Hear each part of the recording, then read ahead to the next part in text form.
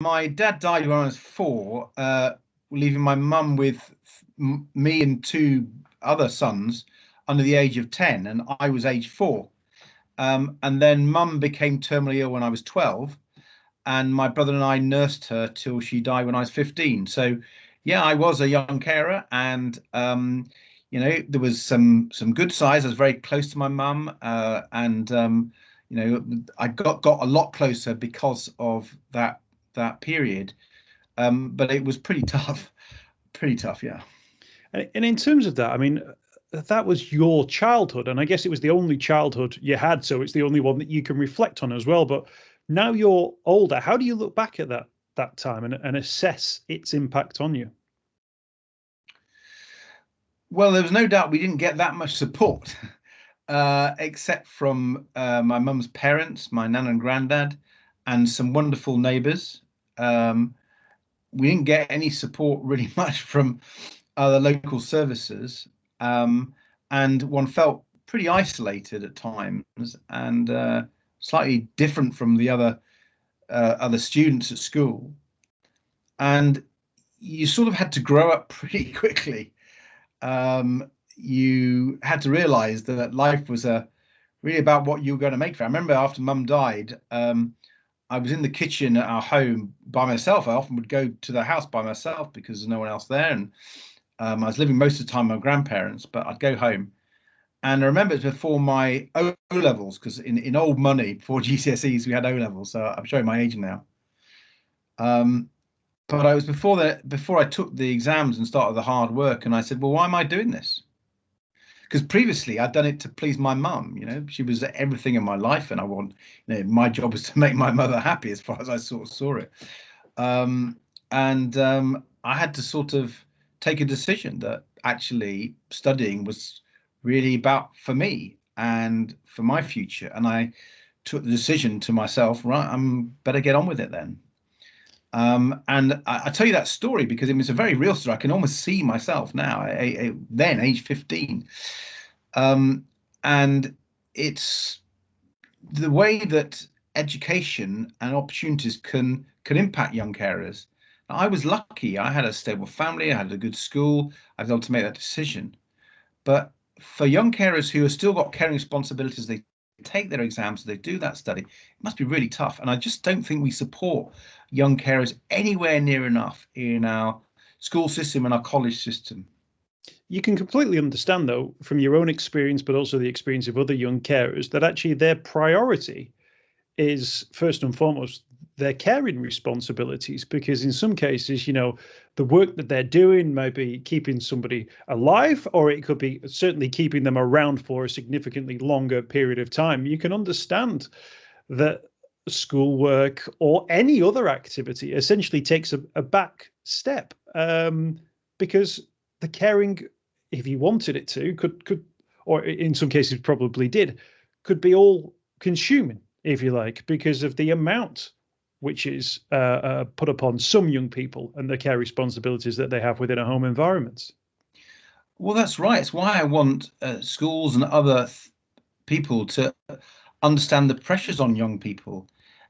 If you're a young person looking after your mum or dad or whoever it is you're caring for, and a key part of that responsibility falls on you, if you're late to school because you're doing the caring, and then the school punishes you for being late, that can't be right, yeah? And if the school hasn't bothered to find out why you're late and understand that you've got these caring responsibilities and made allowance for it, it just makes that young person's life even more difficult. And it's not going to encourage them to study.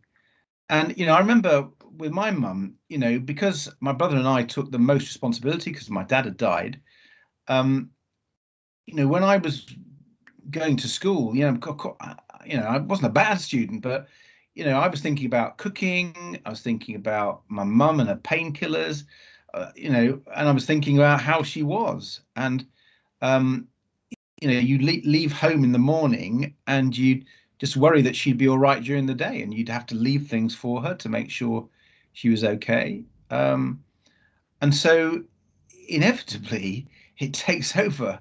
It is your priority. It takes it over.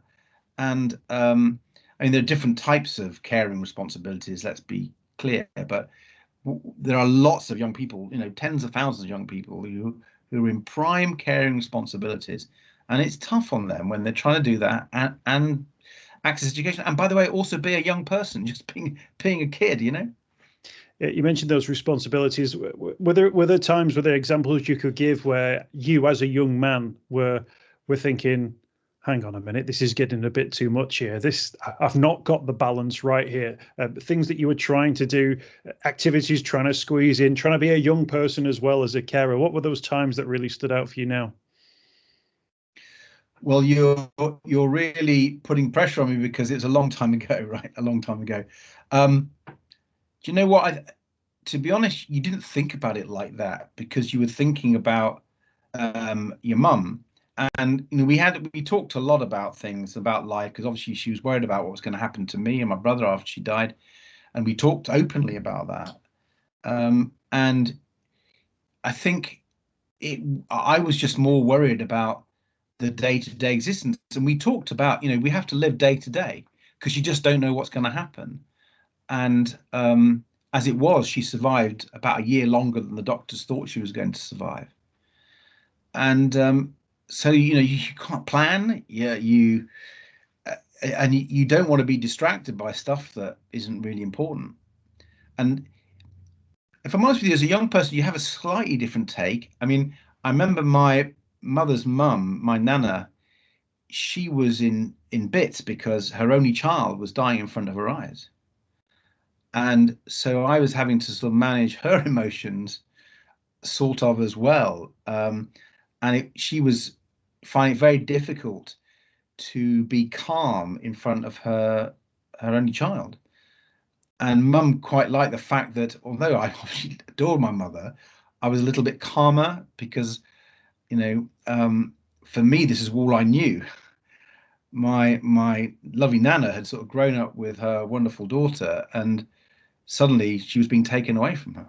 And so I always reflect on those years and think about my nana and what it did to her and my granddad.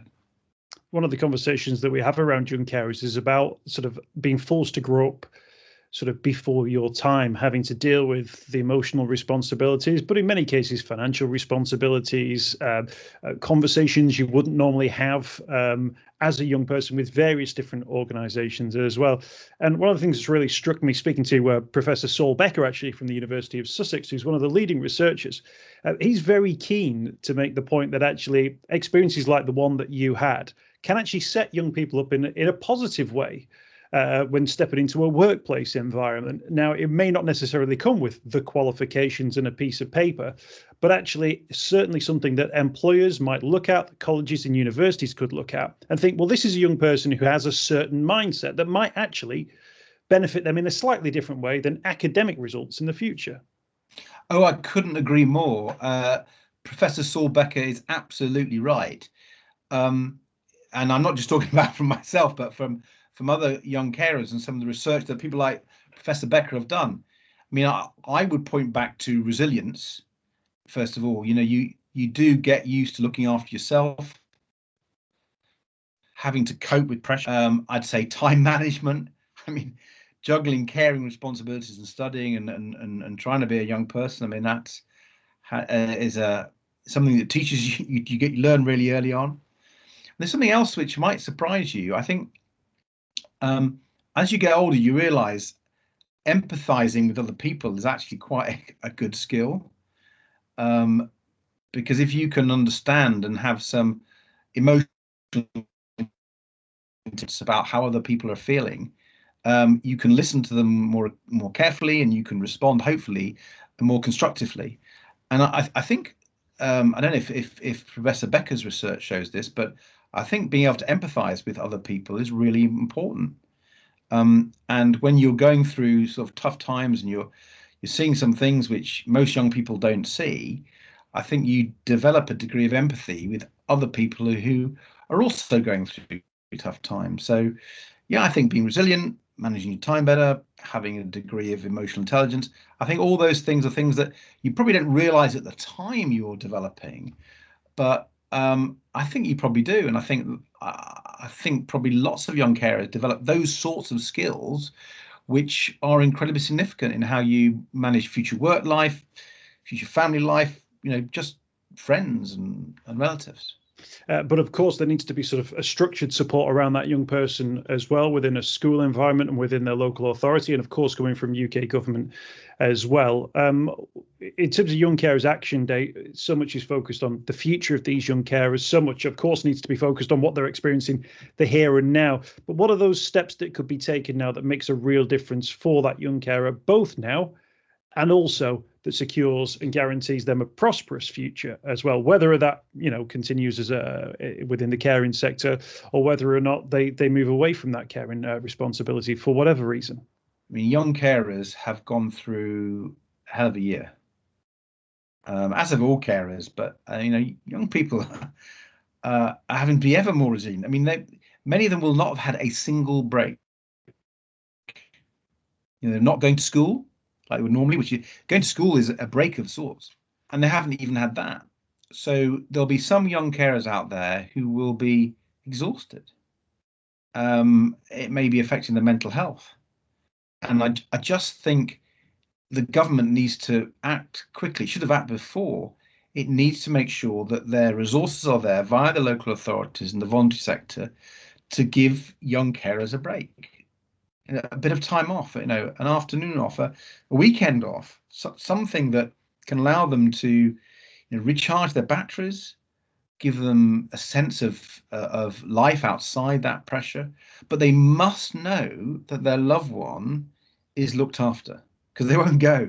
They need to trust that whoever is going to look after their mother or father, whoever, that they can be sure that their mother and father will be looked after. Otherwise, they won't go. They won't enjoy it.